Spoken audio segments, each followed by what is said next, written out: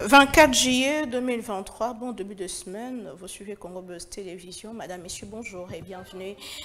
Namanaka na bino ya moko na lelo pona Congo e bandi bozola na biso libanda to na kati ya mboka mbote na bino au bon son bozola na biso ba kongomani nyonso ndenge tobesana ko zala elongo to za direct ya bontagne ya Congo Buzz Télévision na TNT pe na page Facebook na biso bandeko ya YouTube bazora biso juste après tozali wana pona kolobela mai matali bongo République démocratique du Congo na makambo na yango na oyo ezosimba te mpo na oyo pe esengeli tosala po tokende liboso na basango fin de la prorogation de l'opération de dépôt de candidature et de traitement de candidature pour les élections de députés nationaux lobi eleki engouement ezalaki makasi na ba BRTC pe Seni a martelé que prorogation mosusu ekozala te donc esuki awa mpona oyo etali bongo ba candidat député nationaux et sengela qui ba déposer ba candidature na bango ba pesa ki bango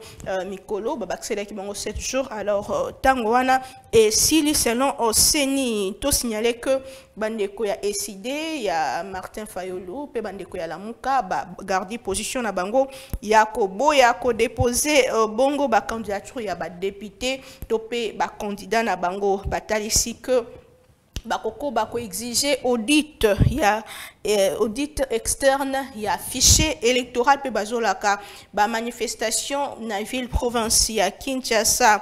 Opposition a dénoncé ba cas flagrant de conflit d'intérêts entre ba membres ya Seni pe ba candidat contre lequel Denis Kadima président a agirté topé en inganité à lobby et l'autre côté. Il s'agit notamment il y a ba membres il y a ba famille il y a baï bazali na commission électorale na centrale électorale au bisika bango quelques membres de famille ba épouse na bango bazali bongo ba candidat est-ce que pekisami toté to remeka répondre au cours ya émission ya mokona lelo et autre chose à quelques jours avant lancement officiel il y a 9e jeu de la francophonie le président Félix Tshisekedi a visité qui stade de Martyr pe Tata Raphaël week-end de l'équipe bisika wapi akendaki komona ba site wana e ko abriter événement monene o ko banda bongo le 28 juillet.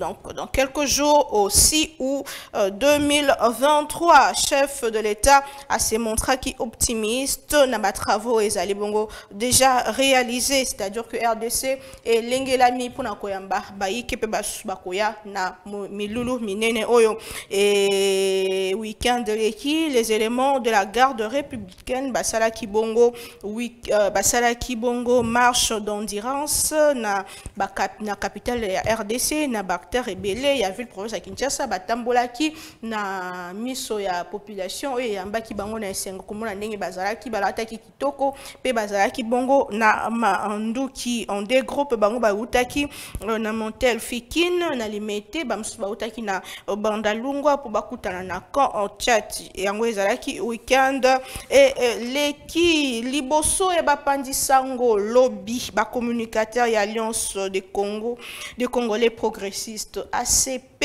ba présenta qui bilan ya gouverneur Jontini Ngobila Mbaka 4 ans après kokota na Mosala topé na tête ya ville ya Kinshasa selon bango azali bongo na 72% ya ba réalisation plus de 20 routes ezali réhabilité pe ezali ya kotongama na kambetali assainissement batalisaki mosala esalemi na banzela ebele ya ville province ya Kinshasa bisika programme ya Kinshasa bopeto ezali ko batozongelango au cours ya édition na biso ya journal na mozindo penza nangamo na bango c'est ça a telemeli ba contenu obscène o ezali bongo ko telemela ba valeur morale pe éducative ya mboka na biso o ezali ko sala attente na bapideur pe na bonne mœurs ainsi que na dignité humaine.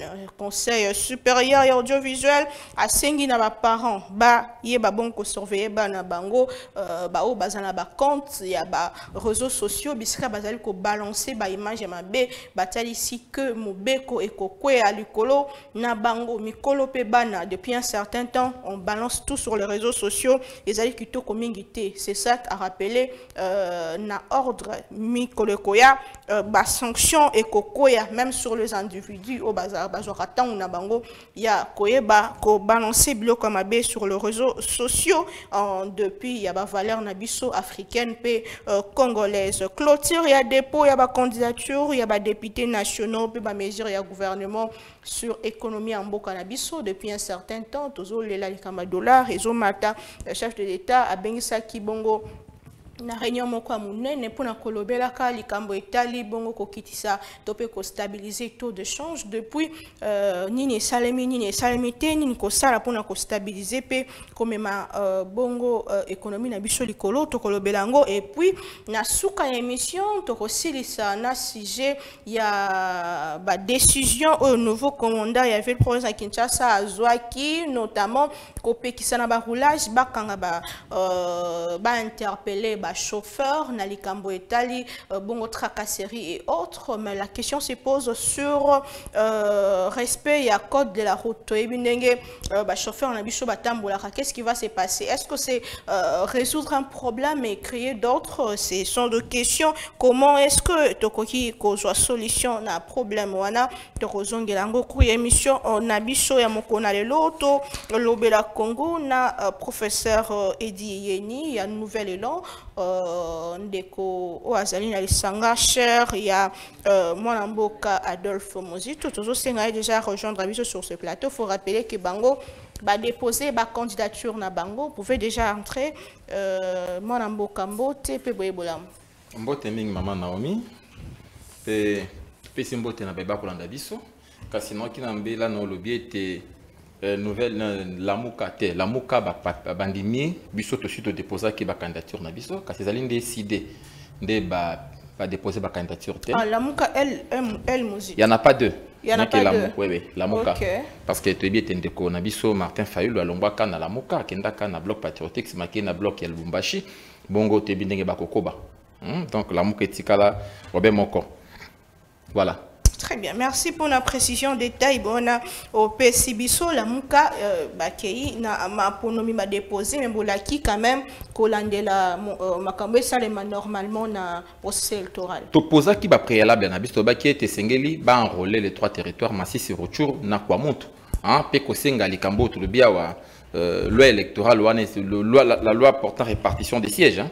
Sengeli pe kotale yango malamu sertion de préalable to senga kiseni mais seni te bete akotia motu makasi pa matezali tokotika ko lobatete bokonzo ezali bokamami ya ba dictateur oyo lelo mokambi mboka kamati ba pouvoir nyonso misa to na maboko na ye pe ko kamata institution d'appui à la démocratie il a confisqué yango ça c'est vraiment confisqué tel ne pas pratiquement la volonté à peuple peut-être biso malamu ete Tshisekedi azali volonté à peuple congolais te azali juste un accident.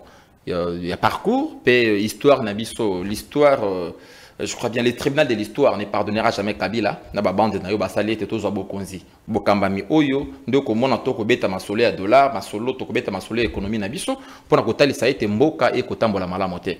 Kasi ko sama kamona kolobete biso bana chango, ngaze mona chango, toko fungola miso koloba ete chango n'est pas ezali poubelle te hein, esika oyo motonyo sofandi utingale moti sika nini okanisi chango ndi sika balokota kabavoa. Je crois bien, j'aime un peu ce qui se passe dans la Tchangu, prise ou à conscience, comme on a Tchangu Bomoko, Tchangu Telema, Tchangu, Bana Tchangu Balobimbaloyo, ceux qui osaient abisoter en tout cas, parce qu'on ne peut pas quand même être un représentant dès lors que l'on ne maîtrise pas la réalité locale. Dès lors que Oyebiti entité en Goba Kambonango et Salini, parce qu'un député à Zali Pewana Pona Koshungaite, les questions de la société et de la traduire en politique publique. Comme il y a un gouvernement, non, mimibe quand on peut s'engager refléter la réalité locale. Parce que ça, le lengeni tsoko yebite et si ka oyo yo lingyo za la moponomi abato. Très bien, merci beaucoup. DG Mathieu Takizala, azali entrepreneur économiste, qui déjà courageux dans biso expert. Namae Matali Bongo o Monsolo pe économie ya mboka mbote pe boyebola. Mbote mama Naomi, oyebi mokolo liboso ya semaine, ezali mokolo oyo.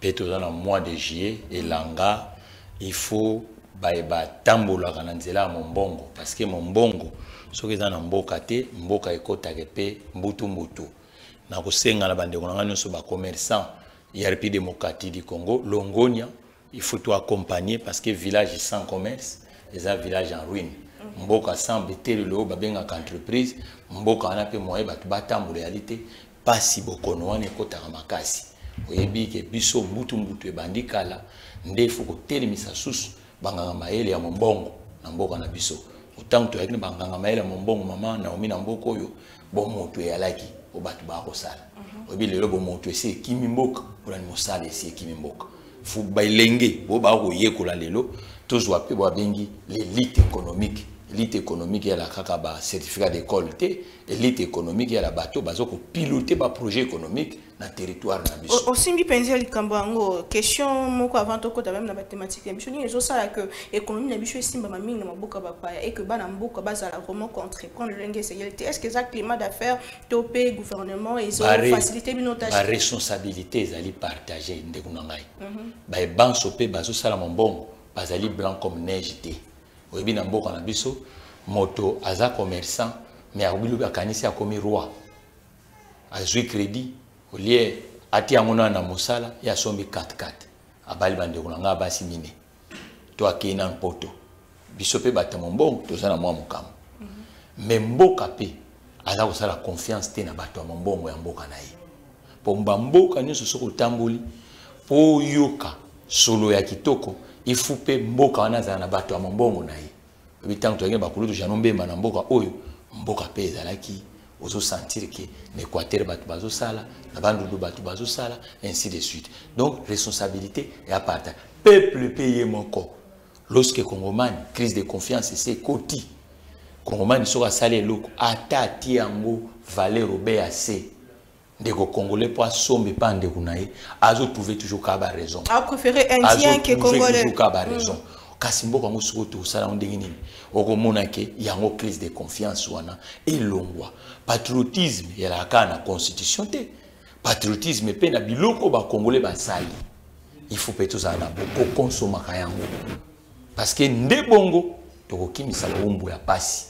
Mais de comment le binangai congolais bateka biloko cher depuis un certain temps malgré que mobe comme répéter ça que ba expatrié bateka biloko en détail mais les lotis le ba quartier ba veni ba indien ba koti ba zoteka biloko moins cher par rapport à ba congolais donc à préférer na tellement mboka ça na pas ça on n'est pas indien car on pas moto akoko prétendre être un conducteur ayekola ko sala conducteur te Mombongo pe pa na biso to kanisi la ozana $2000 au bandi mombongo mutu wa mombongo ba formaka yi ato sali ba science ya économie na ya gestion na ya commerce mais du point de vue pratique mutu wa mombongo ba formaka ne sikwa bengi chambre de commerce chambre d'industrie chambre d'artisan chambre de mines ainsi de suite chambre d'agriculture kuna ndo komona ba professionnel déjà ba yekola musana o baza sur le point de vue pratique nde moto akoya ya sika ba ko lakisa mais biso tozoye ba o wana te biso siko totiki commerçant komi ko s'improviser obi musala soko zo s'improviser ba moto noir ba kotie belé. Okay. Donc il faut tout le cas de sorte que ba commerçant congolais pas à la qualifier et sa profession maman profession ne cause à la déterminer caractère pour aux anamon valeur d'échange il faut motoye babo motoana au commerce en réalité par vocation faut volume ezala mais tant que yotie marge obelikolo ozote kaka moto moko okokanga yango zomona ke na ville ki sasa ville ezokanga na 16h na 16h za ba commerce nyonso ba congolais 16h c'est kangi mais ba commerce bandeko ba yi bazo comprendre comme omona musuti 23h ba pelisi ba congolais te ba congolais totika culture ya fête.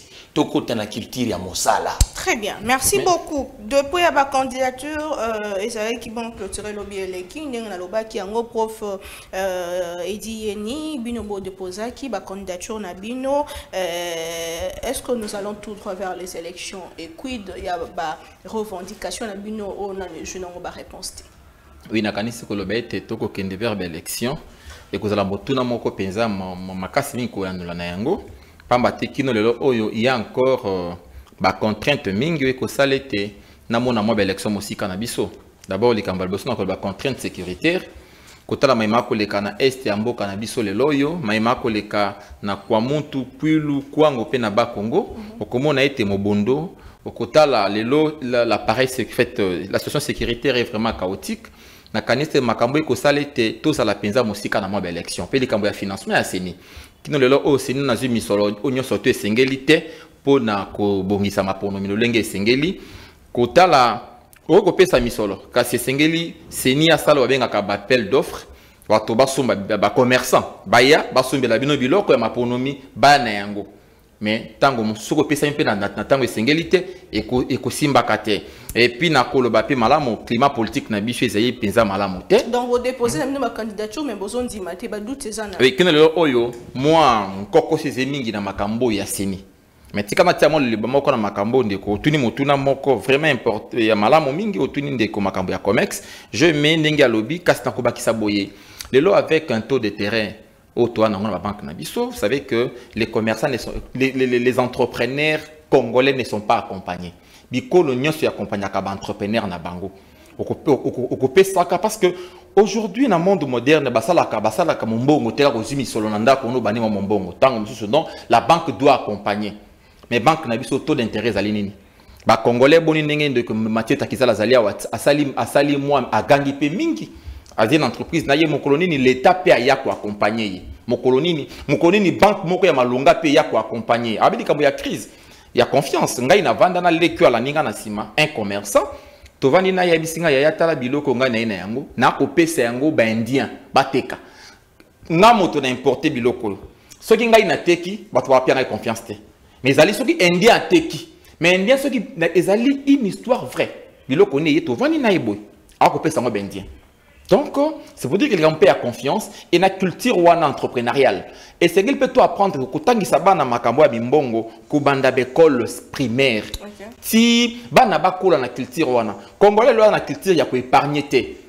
Comment ka commerçant té ceux qui peuvent ko épargner té. Congolais na culture. Quand vous dites culture ya fête, oui parce que lorsque montant na culture a ko épargner té. Congolais ko préféré asomba motuka ya $100,000 ne sika kamata-mbongo wana ti yango na misolo. Yango moni lelo kotalaka ba kombo tokaka na kala ba kombo sonne ba kombo se ekei ba kombo ani disparaître to ko senga bande ko matique ninga zali boye asala pe fort na kati ya bana a former pe bana parce que ba kombo belé disparaître parce que les kambo ya manque ya culture wana entrepreneuriale et ça fait qu'aujourd'hui que notre économie est entre les mains il y a d'étrangers l'une des causes on peut justifier otoko benga to na biso ya mongo misko économie c'est la makasité pambate étrangers sont en kamati misolatie awa sali mbongo soki a gagné mbongo wane kozala consommer awa te mbongo wane kozonga ipa libota na ye et kozonga na mboka na ye et le loto koloba otobengaka na tango ya mondialisation il y a des flux que le gouvernement ne sait même pas contrôler surtout avec des étrangers bambongo musuko ko le gouvernement likolo parce que ce sont des étrangers ne ba ko sala mbongo na mboka na biso donc on a vraiment intérêt le kola ba politique ya ko sala pour ko réhabiliter qui là sur ba commerçant na sepela ki na mokambi tshisekedi dans kota bokonza lobiete ngai na kosa na ba commerçant ba congolais ba millionnaires je voyais directement ko passer dans zela ba commerçant mais malheureusement ils ont là un discours très vite oyo à produire à sali eloko mon côté na la qualité attention ba constituer ba banque agricole ba ko besaka ba taux d'intérêt ba ko sala ka ete ba entrepreneur na biso ba ko takape na danse ba zwa ka ba crédit ndeko ninga za to pesa lelo 1 million. Prenons au PC 1 million à taux d'intérêt, il y a 3%. La Kamisi, au relancer un balamoko. Hein, au relancer un balamoko. Il y a des gens, par exemple, 100 000, na 1%. Il y a des pays comme ça, pour accompagner le l'air. Mais pas na biso au 30% ou tant de pourcents, donc ça ne permet pas que très bien, merci beaucoup mon Mboka. Tout le bien dossier na mozindo mingi parce que c'est important. Ce qu'il faut Mboka se développer, il faut mosoloper tambo na kati ya bana Mboka ko c'est important. Makasi mbongo ezaka na politique te, hein, tout tika moi manière ya komoni na makambi on lelo pena na linga itolo bela likamu susu kumbongo ezaka na politique te donc mutu nyonso alinga kaza la politique senya ebisi biso ba candidature ba pesi wana lekina okuta 2018 alors que bande kwa décider ba déposer FCC ngomba mobile ba déposer donc soki ba nyonso ba déposer mutu nyonso alinga comme député Maman Naomi eloko nini ezo sala ke seni aloba ke ba candidature ali ebele marché du travail. Ça les a été. Lorsqu'un professeur a lobby phénomène à taux d'intérêt. Mais phénomène nous on a ce que l'économie est financée. Quand beaucoup de dingue en gros patron congolais ndengini. Ceux qui patron congolais bozo pesa ta contraté. Kota il faut ezalakati. L'État se somba. Ma compagnie à l'État ils ont somba. Mais ndenge nini l'État na biso zo somba na ba secteur nyonso ba compagnie à l'État ils ont somba. Mais na ba secteur nyonso pe tous en a difficulté à rejoindre bangama l'économie ba patron congolais. Kasi déficit monnaie ni yangwana. Tant que somba char de combat, tant que somba motuka, tant que somba bilei, tant que somba la oabetelo, tant que somba lotiliki, tant que somba tout ça. Mais la consommation n'y en a. Yango peut permettre, peut-être dans un secteur ya mine. Dans le lobby, na journaliste de comment quoi traiter la ressources, horizon ressources, na RTN c'est tout traiter la problématique ya les ressources naturelles dans le démocratique du Congo. Maman non, yo qu'on dit que tout ça dit 60 ans. Mais dans le secteur minier, tous les entrepreneurs congolais, mine na globalité, les ressources naturelles, pétrole, cobalt, diamant, cuivre, bois, nyon soana. Ça veut dire que nyon soana, vous avez un acteur public, chez Camine, Kilomoto, tout ça, ainsi de suite. Mais comment 60 ans? 60 ans, tous les moto, mon bon, club de Goulamekaka, awa, à son entreprise américaine. Na katanga kuna ezaki na misala ko extraire mabanga apart wana yo so moni sustoka o KCC o boy tout ça mais na ngambo ya KCC du côté congolaise et ce toujours mona KCC pe ba congolais mais patron moko lelo na oto osa na ona zokamba soki nazana ba marché eloko nini ko peut-être tozala kuna pe na ba bisiko yo baninga mususu biso siko totika pays kaka na ba royalties na ba taxe na ba patente na impôt na rapatriement au bango bateki te il faut compétition ezala bako zala kaka na monopole te il faut biso pe bano ya biso ba continue ba secteur wana ba entreprise fondée par des congolais o ezape ba rival ya bande wana il faut ezala awa de konguza bonanza tangwa yaka awa amoni ke ba braskicole ya libanda ezvandi pa biso ye pe asala biso braskin mais après ngunza bonanza wa biso brasserie oyo Kongomani moko asali ainsi de suite. Ozo mona siko biloko nyonso wana les déficits wana parce que moi mon solo oyo to côté ka ba métaux yango nde yozonga na marché local. Mais siko marché local ils a approvisionné kana oyo ba métaux nde azong site. Mais au biso toujours bimisa na bamboka mosusu balance commerciale extérieure ils a un déficit. Mais pourquoi ils ont un déficit? Parce que tu crées des acteurs congolais qui vont permettre que biso pe biloko à part Brit biloko mususu bimanambo ke belé et kende et code c'est la biso devise. Donc ça veut dire que de comati hein tu allais encore au baka tu allais na phase ya vraiment primaire hein économie. Tu benga to ça la chatte cueillette ramassage to le côté moi biloko tu benga les matières premières to teki bon ezongi menzo kande baninga ba komani il faut donner de la valeur ajoutée. C'est là où intervient pratiquement l'industrie. C'est là où les entrepreneurs congolais de Baya. Il faut maintenant créer une industrie. Toi, on a pétrole. Mais le pétrole, tu consommes. Le pétrole est raffiné ailleurs. Et zongeli biso. Toi, on a bois. Tu sommes papier. Tu sommes allumette. Mais il faut comment donner de la valeur ajoutée. C'est que tu as maintenant une industrie de transformation. Et les industries ça a été bafuta ba impôt, ba engagé ba na mboka ndenge de kolobia soki okamati na bato mingi okomona batiki ba candidature wana. PCK mon salaire à $500. Okobo sanaï loko la candidat. PCK mon salaire à $1000. Atiki pour la politique ezali cop. Il y a cause de la mbongo yo autorité morale à kobimisa pour la campagne. À cause de 3 000 la mois 2000 mois 1000. Yé moko à cause de la kaka sur ba PCK la rwanda ba PC moto mois $1000. Ba PC à la campagne à kamati 500. À cause de ba meuble yandako. C'est pour dire que Bazali politicien par accident. Et n'est pas parti politique qu'on a construit sa liste, n'est pas cause bango. Mais en réalité, n'amboko misolo, n'amboko ko sala malamu. On peut créer d'emploi parce que la création d'emploi est aussi fonction. Il y a le lengeni, il y a entrepreneur bosana bango, la création d'entreprise, d'industrie. Maintenant, l'industrie, on est dépendre aussi na moi, to benga ka climat ya baffaire na bino. Dans ce climat ya baffaire, l'élément est koko en compte belé. C'est là où la politique congolaise sengeli a la peine à vision, ya ko salete. Comme on est un pays où on a basungi biso toze penza na bomengo belé na se ya mabele. Tozali na moi pour ba ressources wana mingi. Mais ba musu ba ko beta le solo Congo ezali pays riche, non Congo ezali pays riche te. Congo ezali pays pauvre. Comment ça? Oui, Congo est un pays pauvre. Mais azali na ba ressources naturelles, ya mingi. Nkito Congo ba pesi Congo, so Congolais a exploité ngo malamo et ko salete Congolais pe ko malobi un pays riche. Mais kino lo oyo Congolais a vivaka na $2.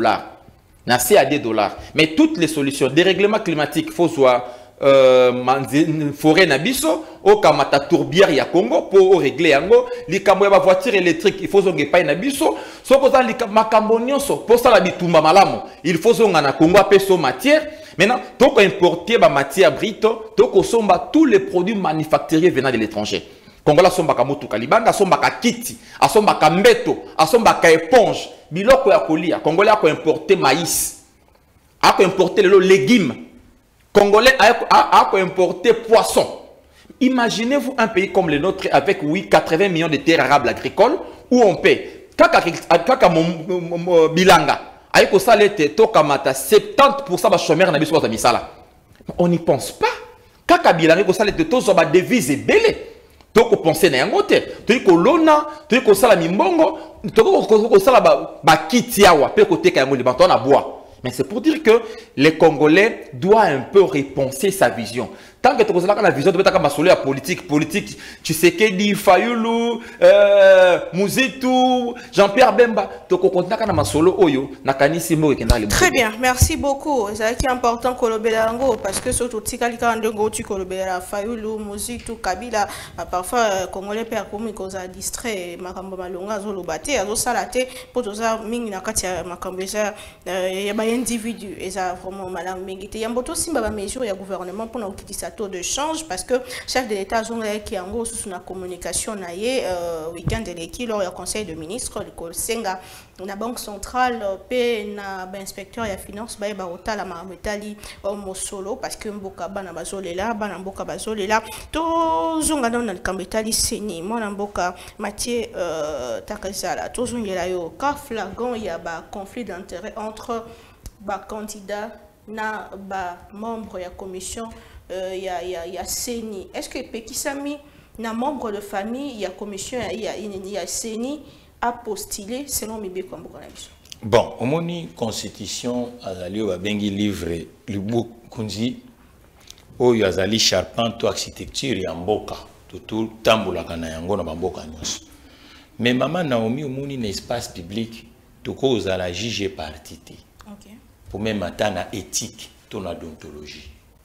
Logiquement, la politique, pour avoir crédibilité, il y a que personnel politique, tout acteur politique, il faut refléter ce qu'on appelle la moralité.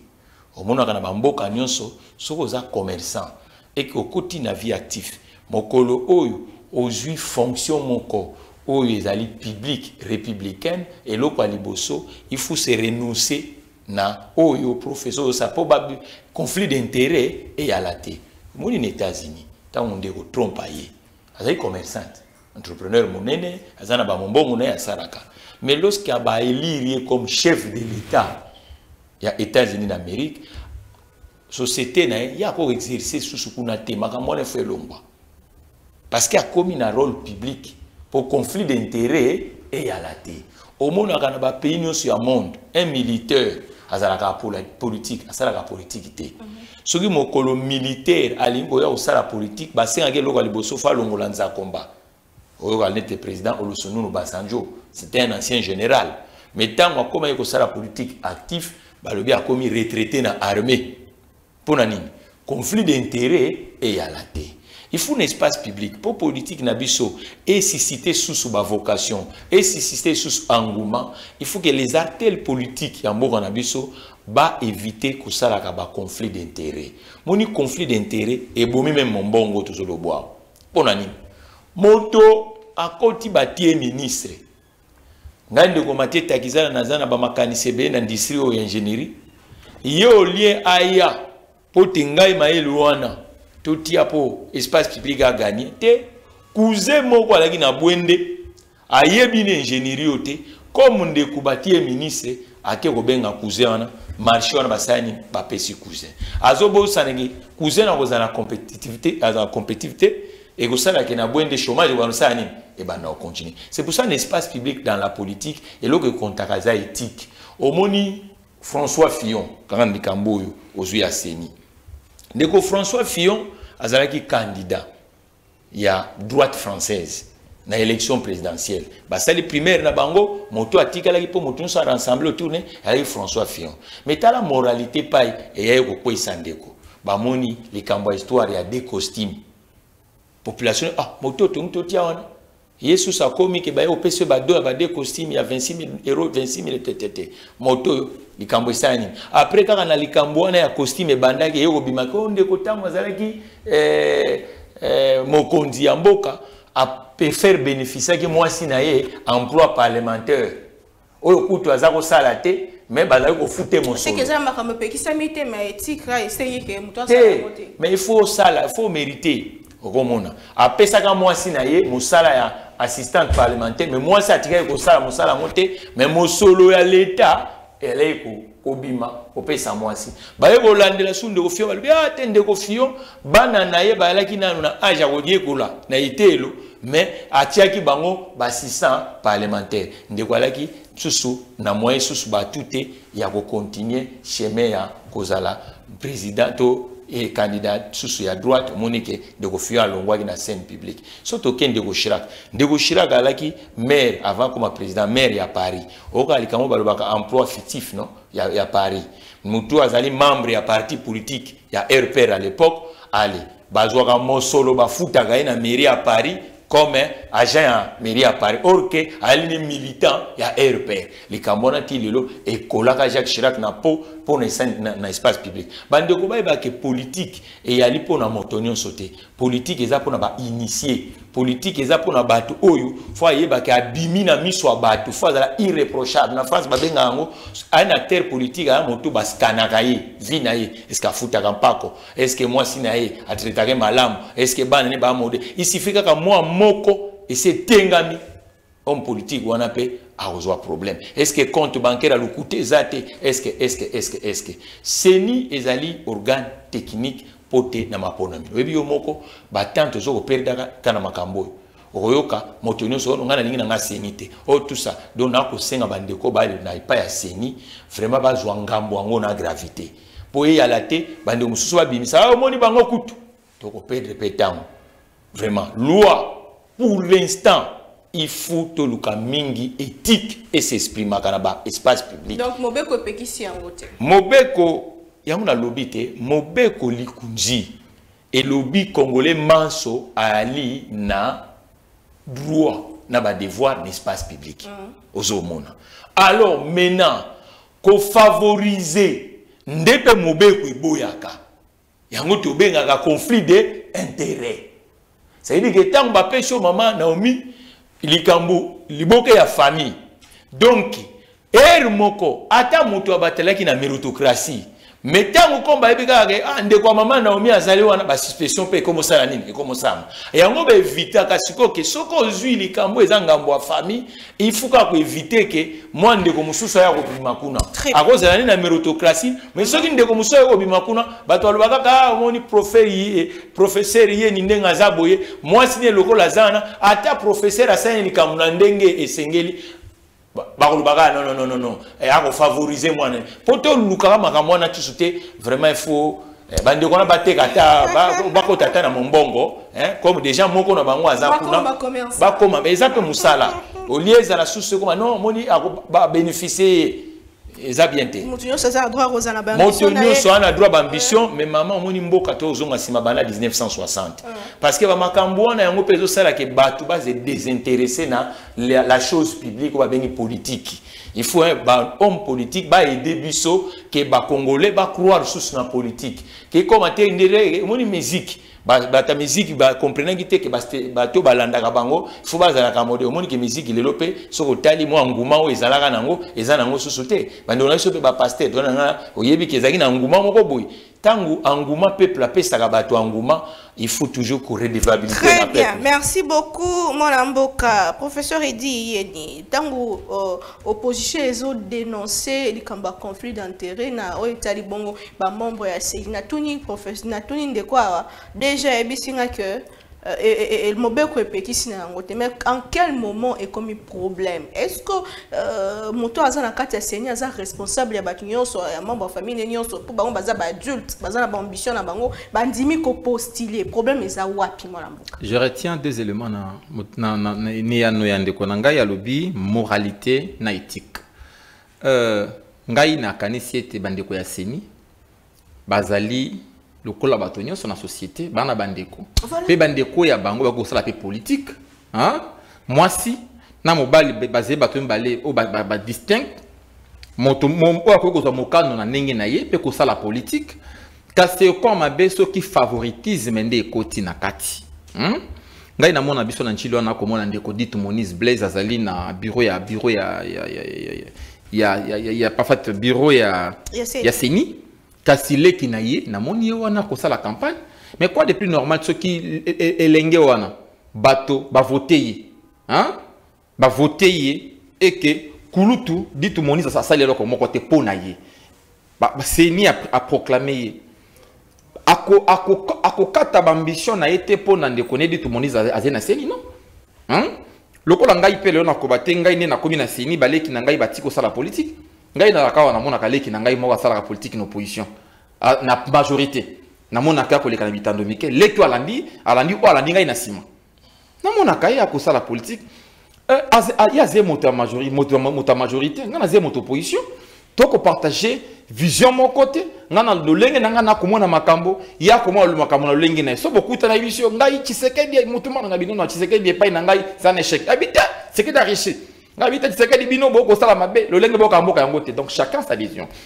donc namoni esika wana kozwa mwasi tonani bazé bato bana ba droit na bango mais kasi sengeli bandeko basala mosala na moralité à malamo ba respecter ba ete bazali wana pour servir la nation bazali wana pour na ko servir mboka bazali wana pour ete moto a gagné oui dans cette compétition obobengi c'est une compétition démocratique l'élection une compétition démocratique ce qui boti qui était moto à gagner nde ko sala ete tolongola ka mwa biloko to ko batango nyonso to benga ka crise ya légitimité na crise ya représentativité na senga tango so ba koma ki conscience ba koma ki crise ya légitimité to ba mingi na bakate bo tanga malamu hein esika na ka mwa mbeba esika balobaka crise ya légitimité na conscience na biso wana hein bandeko ba juriste ba koma ki yango ba revoir un peu vocabulaire wana c'est la crise pratiquement ya représentativité et là qui signifie toi tu as la légitimité légale, légitimité pratiquement électorale, tu as la légitimité d'action, tu as la légitimité de désignation, la légitimité des alliés pluriels. Car c'est ce qui moto tango simama ponomi, hein? Bato balobite, biso to pona qui était, mais à comme sikawana lo lenge nini. Donc la kisi moto wana azen la légitimité électorale était. Pour to ko luke pa ya bato, to ko luka bato ba pona biso. C'est ça la légitimité électorale. Mais ce qui va t'habiter, qui était, ça crée directement la crise de représentativité. Donc, Motoana a commis le député, a commis président, Banabakoloba Yeb Tovota a été été. Au comona, moi, interaction wana na peuple. Parce que tant que tu sais la kamaponomi, l'autre a une relation horizontale. Hein? Bisto kiti toko luka la peuple so toko luka bokonzi mais tant que toko makana bokonzi malheureusement les Congolais établissent maintenant une relation verticale a comme ce comme bokonzi ngana député a bosaniete bokonzi wana et tu pas ya peuple ya commis président a commis a longoli peuple na kati ya projet na ye ndo toko lelo ba démocratie une démocratie sans le peuple au moni mikano ko za malelo na régime de Tshisekedi peuple sali wapi tango boko pesa ba palissade peuple azali wapi tango boko pesa $21,000 bokanisa na peuple tango boko pesa $300,000 tango boko koyi ba mbongo ya mboka bokanisi peuple mais ce qui moto atie peuple au centre ya politique na ye na kanisi a ko établir relation na horizontale nyonso ya kosala okanisa peuple allié peuple a ko sera ko lia ko mela tant que na moi déplacement. Très bien, merci beaucoup moi Mboka. Tout le la situation, il y a taux de change ya Mboka na biso. Récemment chef de l'État Salaki bongo beaucoup d'animoko na bayi batali économie pour na kosenga ba mesure ya sika pour na kokitisa bongo taux de change et lobby eleki lors ya conseil de ministres chef de l'État a chargé qui gouvernement a chargé Banque centrale ya Congo puis a chargé IGF ba veiller l'application stricte ya ba mesure visant à réguler bongo taux de change Namboka Nabiso, mon Namboka en matière takizalo aux entrepreneurs, économistes, le ligne kanyo yambaki ba mesure et son makina gouvernement pour nos taux de change. Est-ce que les ali ba mesure moko ko conserver biso na taux moko ya malonga parce que ba lobby ba ko bongo na réserve de change pour na roboa na katia na mboka pour na osala que misolo kita ya mi balepe ko lukandenge nini ko futa lisusu mbongo na banque centrale na dollar pour na kokitisa kaka musolo wana et nangamu na ye ministre économie alobi azo kenemi nangamu agriculture pour na ko stabiliser taux de change ba mesure nyonso wana ndenge nyo yambaki yango pe makanisi na weza nini na wetali bongo situation économique ya mboka na biso. De toute façon gouvernement zalagana pote a trouvé ba résolution to ba solution pour na peuple aza kati gouverner. L'autorité à régulation et en bongo na bamboka nyonso babengaka banque centrale. Tozana madame Kabedi azali gouverneur ya banque centrale ya République démocratique du Congo. Le lot problème monnaie les alliés d'abord entre les relations et les banques commerciales et banques centrales. Tozala kana bamboka nyonso oyo baromètre babengaka taux directeur oyo banque centrale azoko defisa mosolo na ba banque commerciale. Alors banque centrale est motapesaka autorisation d'exploitation dans le secteur bancaire, la licence d'exploitation. Mais il peut pas veiller parce que les contribuables aux agents économiques, la banque peut servir. Tout à l'heure, trois quarts il y a échange dans le biso et ça que ça na circuit bancaire T. De Kabedi à part dispositif na moni de biso ministre de la finance à lobby pour n'importe il faut de Kabedi à benga ba banquier nyonso ya République démocratique du Congo. Ba banque commerciale oye a délivrer ka bango ba licence d'exploitation. Moko na moko ba lakisaye ba assigner bango objectif.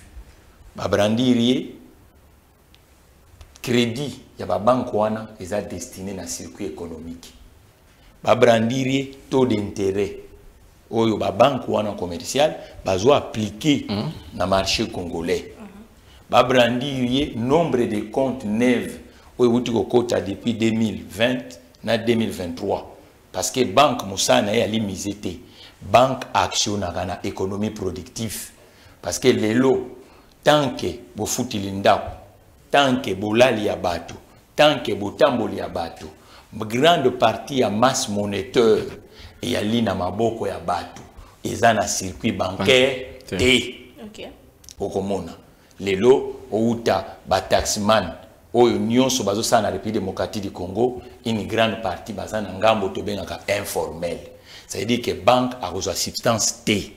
Il faut sikoyo les mesures incitatives destinées au circuit économique. C'est-à-dire que ba Maroc ba tout ça il y a pas longtemps. Batali que informel a ko tungisaka système na bango tango nyonso basali balobi bapesi à partir de telle date à telle date motoman so asalaka échange commercial et faut à ça moi compte tous en réserve d'échange tous 2 milliards to la musa banque postale na banque babengi Kadeko pourvu que moto ya kombi moto ya wewa moto atekaka moto nyonso lokola compte courant ba frais ko zali bango likolo bazali no bengi microéconomie ba mekasiko bazana ba compte d'épargne c'est-à-dire que maman nyonso oteka na zikida tango asilisi mosolobe akena ngwati na poste maman wana lorsque na fin du mois akofuta mbongo ne oliaki ngoluka susu monnaie de référence étrangère mbongo na ekolongwa na franc congolais na compte na ye et futi pe na franc congolais na compte ya muto afuti saka ndako mbongo ne kolongwa na franc congolais na compte na ye eke na compte ya lotiliki mbongo ne kolongwa na franc congolais eke na compte ya mai. Tu es que vous êtes expert moi mboka na kata ote tu es que vous êtes expert mais ah ça pour na Congo to linga congolais nyon soit comprendre madame na Kinshasa ba te bele ba banga likamba banque fona lo bango po to mona makama ba biaki bande komi ba koma lo bambongo na ya bomba ngona ndako na intérêt na yego za nini ako bénéficier ni nazo mbongo na yake na utikana faut pédagogique c'est ça mais on a mona sengi madame Kabedi.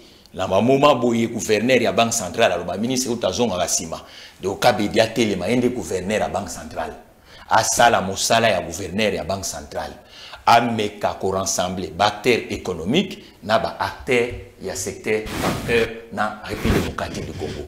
C'est-à-dire que acteurs ya depuis de ya bancaire batika mo un peu arrogance ba travailler na économie productive. C'est-à-dire que les lots, banque à salle, banque à jouer jeter, ma licence d'exploitation.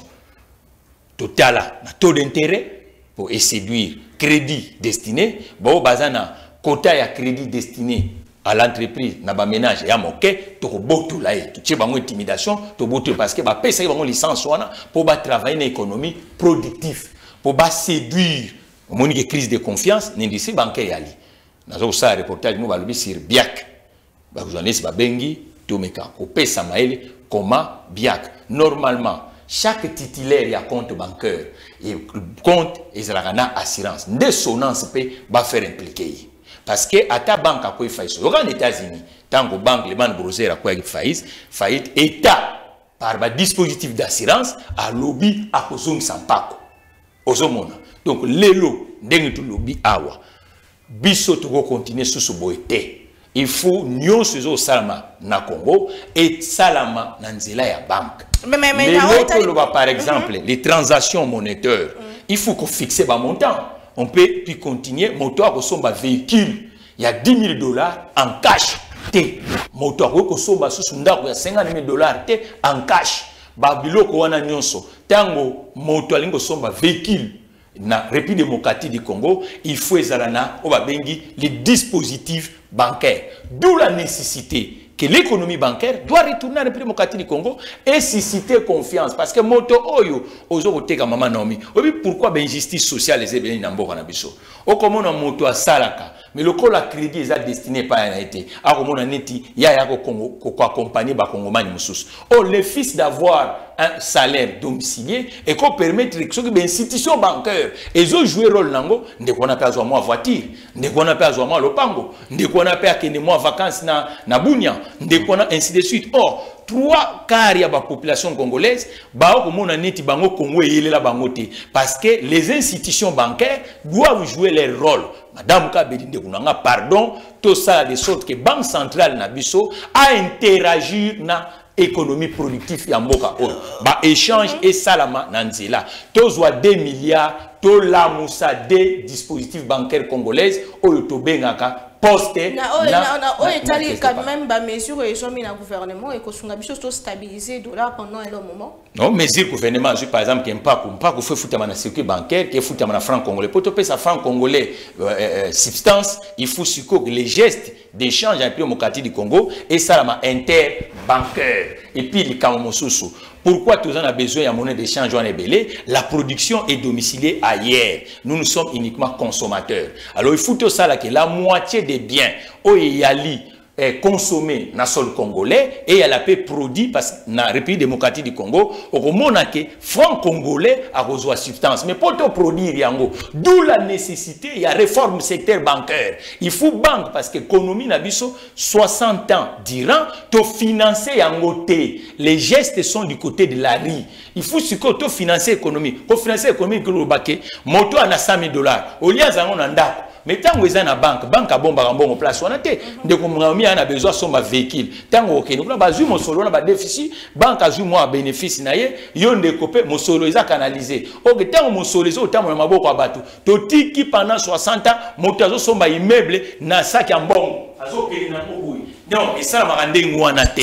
Ndengeni favoriser Mboka. Donc pour l'instant, Madame Kabedi, ministre, gouverneur de la Banque centrale, a béni c'est la biso ba banquier. Merci beaucoup. Ba signer bango ba condition soki comme na kota wana te ozui na problème na banque centrale parce que akoyi ko ba commerce pe ba ko sa ba banque ba ebele ba ko botre bino licence wana po boye ezo sa nyonso zo sa na balabala. Merci beaucoup DG. Nazo comprendre que matière examen ebele professeur tozongela yo likambo ya production locale. Qu'est-ce qui fait que depuis 60 ans plus de 60 ans d'ailleurs et depuis indépendance style lelo toujours koka ko produire en internet de Vital Kamera lobi lelo a rosala ko tiama yele nana oyetali agriculture président Félix Tangaya qui a lobaki revanche il y a sol sur le sous-sol mais lelo pourquoi depuis tous ces temps on a problème il y a production alors que tout ça na mabele ko ko mela biso mosolo pe biloko akolia. Merci pour la motina na yo. Vous savez lelo to parla ka to bengaka l'infrastructuration d'une économie. C'est-à-dire quoi? Tant qu'on a simbi téléphone oyo, c'est made in ce qui China, made in ce qui nini. Donc ça dit mayele na bango, économie na bango, yango to ko tambola na yango.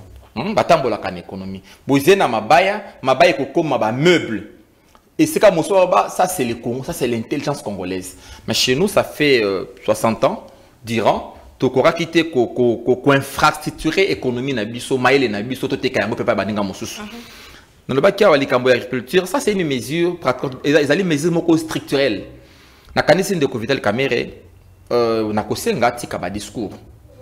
Atika ba discours parce que c'est vraiment inimaginable un régime basé beaucoup consiste comme na souka pour parler biso na relance agricole.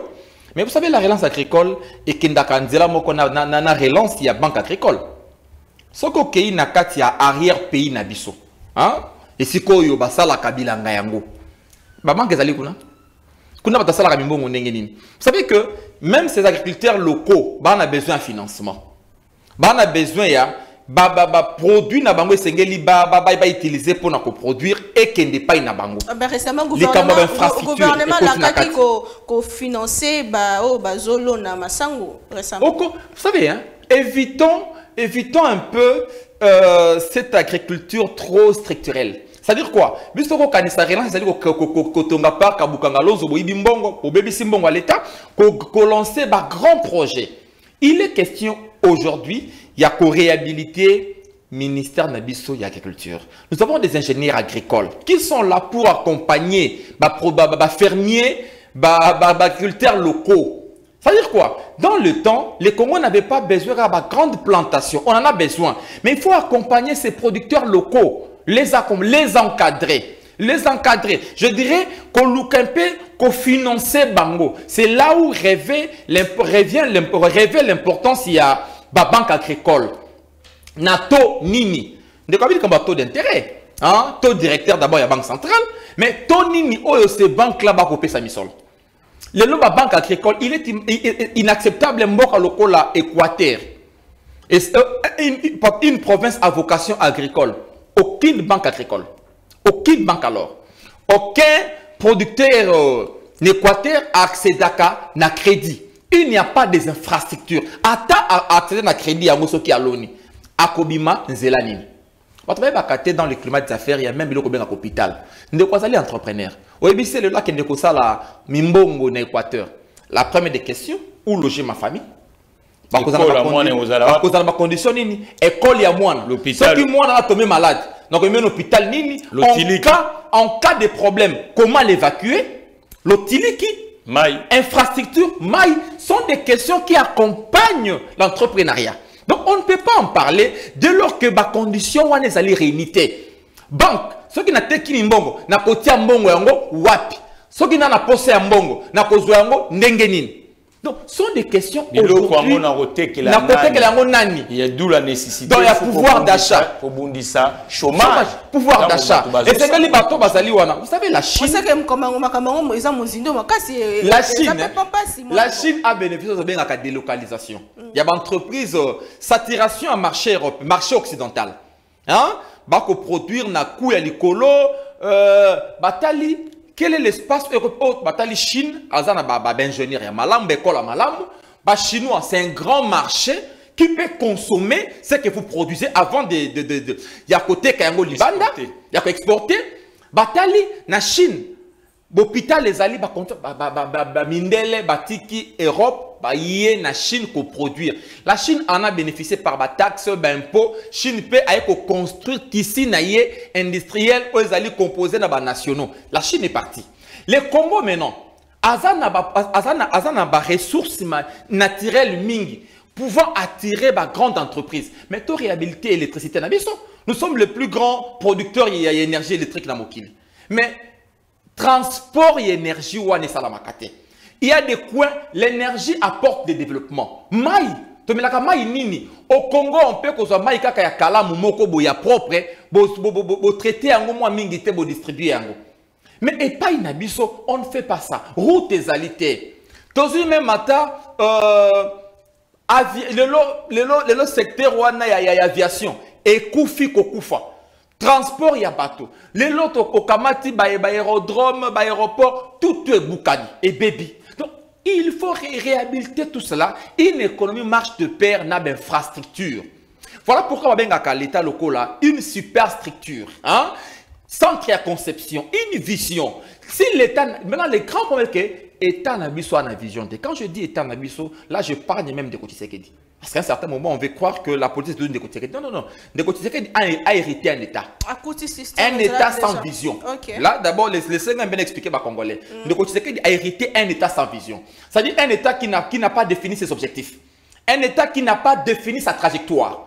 Maintenant, Koti Sekedi a coûté un espace non défini. C'est là où il y a des grands problèmes. Donc, je dis, maintenant, je fais appel à la classe politique congolaise, à l'élite politique congolaise, élite intellectuelle, entrepreneuriale, tout ça. Il faut qu'on redéfinisse la trajectoire. Il y a État Nabiso. Dans 25 ans, tu as nini, tu wapi. Sinon, tu as ma pour 2023. Tu as la président. Ce qui est dans cet espace non défini. Lorsqu'on n'a pas de repères, on se perd.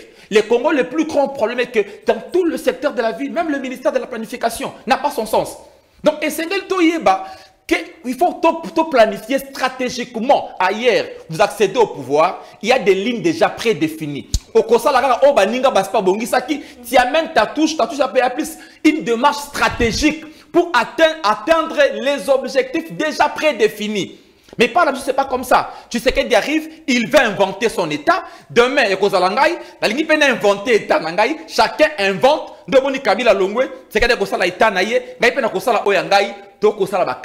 Mais l'État, c'est une continuité. Voilà pourquoi on parle même de la continuité à l'État.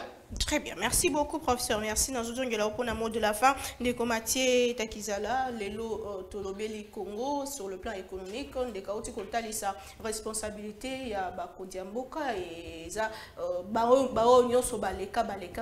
Est-ce que vous organisez lelo que il faut politique naba économiste bat vanda et c'est comme pour redéfinir les choses pour que Mboka monsieur qui est libre. Et votre mot de la fin. Toute la politique est à la ranine, les expertises sectorielles. Moni de kwa lobili kambwa Chine soko tali na logo nazola kiso caméra yangwana ezali biso moni le rekoma makambwa carburant cher pour toi cheminer même kisasa remorquage ba citerne ba semi remorque ezala ki moi problème.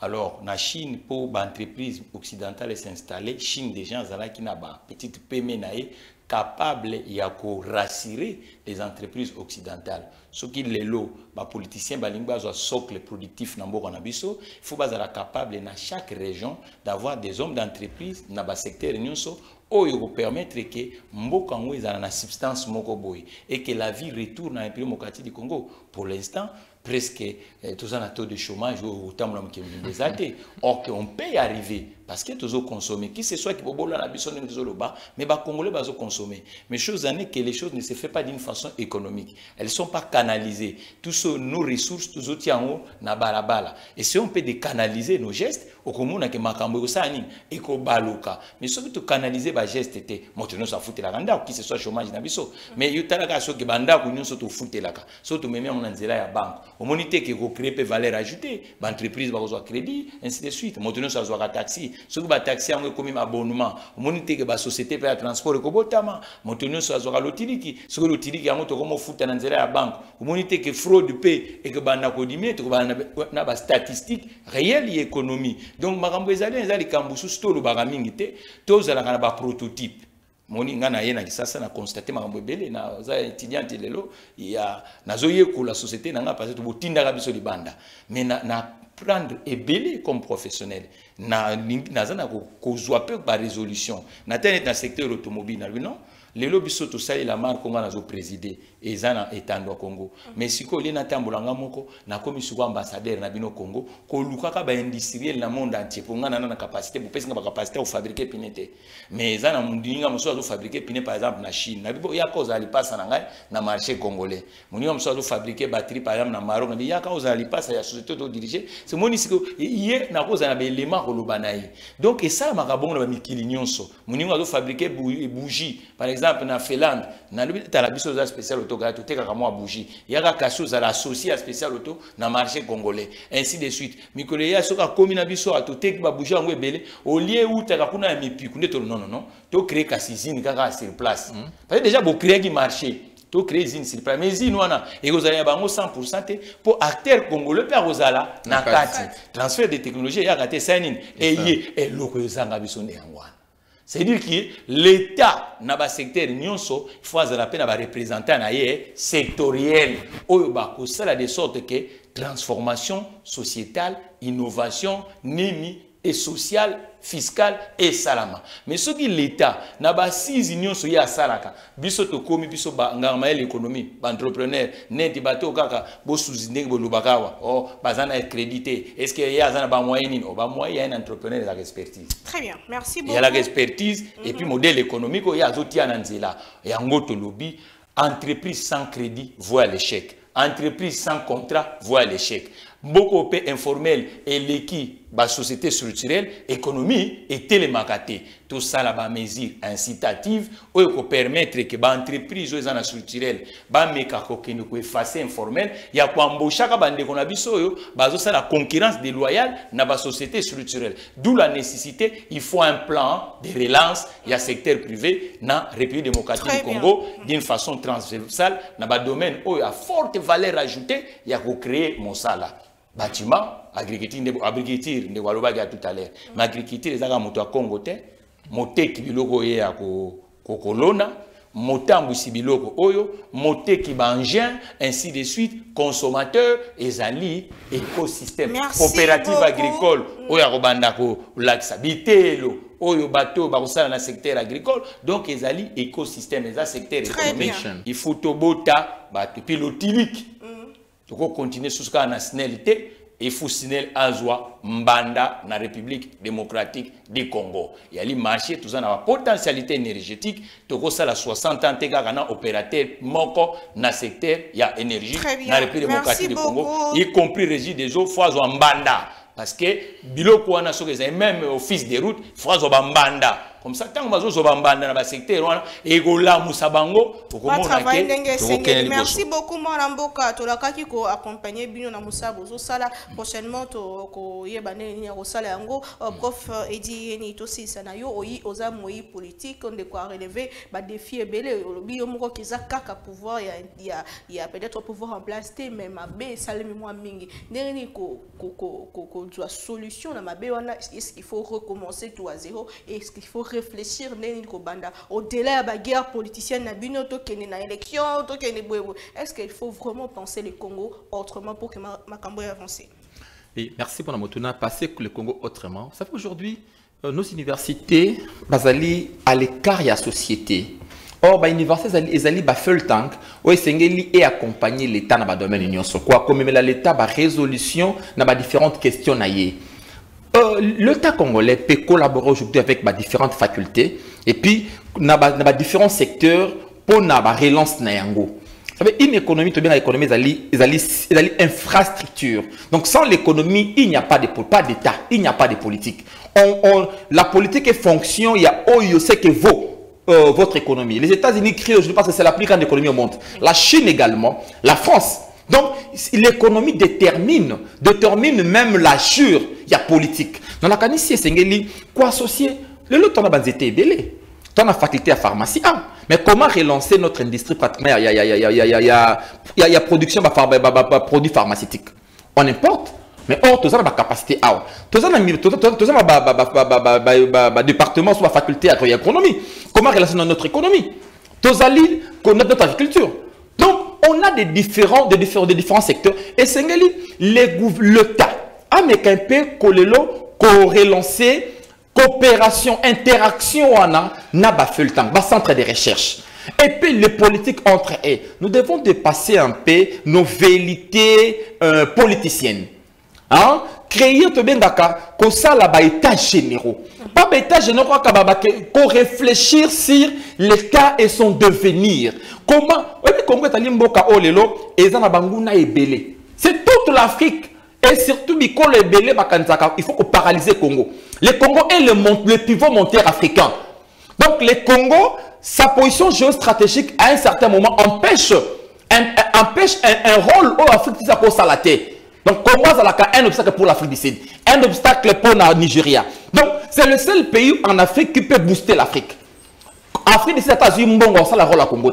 Maintenant, les autres là pensent qu'il faut émietter le Congo. Mais les Congolais eux-mêmes ont du mal à réfléchir, ont du mal à se projeter. Il faut tout cela la réflexion anticipative, rationnelle. Quel serait le Congo dans 20 ans? Tout ça, la Congo est à 20 ans. Mais il faut associer juste la crème nabiso, dans le secteur nyoso. Et associer l'expertise nabiso. C'est une expertise. Mais le autre char de combat, mais on peut l'associer. Son garage est là. Donc, non seulement transfert à technologie, à Kofuta Bempo, c'est un Congolais, il va consommer ici. Donc, il relance tout ça et pour partir de la prise, il y a conscience, il y a classe politique, nabiso, élite politique à se réveiller. Tolongwa, nous voulons, voilà pourquoi on a besoin des hommes d'État. Et non des hommes qui nous pensent que Maboumou Bango. Le Congo est baby pour les hommes politiques. Des hommes qui ne visent que l'élection, la compétition électorale. Mais qui ne sont pas là pour réfléchir Congo, son devenir, lobby à Congo, école à Congo, Kelasi à Congo, hôpital à Congo, Zélé à Congo, lobby à Congo. Le Congo est appelé à jouer ces rôles-là, même sur le plan international. C'est la puissance de demain, Namokim. Merci beaucoup, professeur Edi Yeni. Merci beaucoup, professeur Mwanambo Kamati, Tekizala, Ezala qui m'ont tué à Mintolo Belango, tout petit canal Maramou. Ceux qui au Pessi Makanisnayo, au Kanisake, non, tu sais que d'abord à courir sur. Au Pessi Makanisnayo, non, parlons Congo, tout élément, réfléchir sur notre devenir, qui serait le Congo dans 50 ans, qui serait le Congo dans 100 ans. Congo ya bakoko na biso et Congo ya bana na biso, c'est très important. Tout le Bela Congo, tout le Bela Congo, tout bâti la Congo et tout bunda pour l'intégrité territoriale. La mission tout coutani lobby. Là, va inviter M. Soumet toujours avec le même plaisir et bon début de semaine chez vous. Au revoir. Au revoir.